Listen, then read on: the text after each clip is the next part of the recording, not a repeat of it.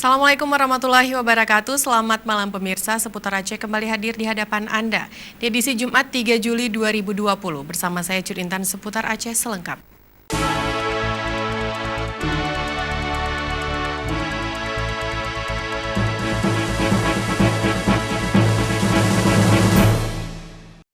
Pemirsa, Pangdam Iskandar Muda Maijen TNI Hasanuddin beserta prajurit Kodam Iskandar Muda memberikan kejutan pada peringatan Hari Bayangkara ke-74 tahun. Peringatan HUT Bayangkara ke-74 dilaksanakan virtual di 43 Polda se-Indonesia secara serentak, dipimpin langsung oleh Presiden Indonesia Joko Widodo di Jakarta.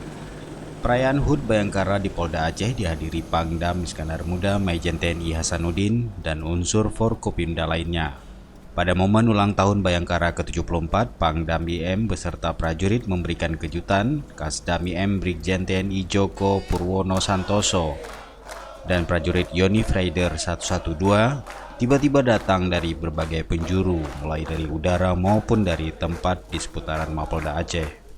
Dengan membawa tumpeng turun dari kendaraan taktis dari Batalion Raider 112, serta pasukan lainnya membawa kue ulang tahun menggunakan heli yang telah disiapkan mendatangi Mapolda Aceh yang berada di halaman Polda Aceh, sembari memberikan ucapan selamat HUT Polri ke-74.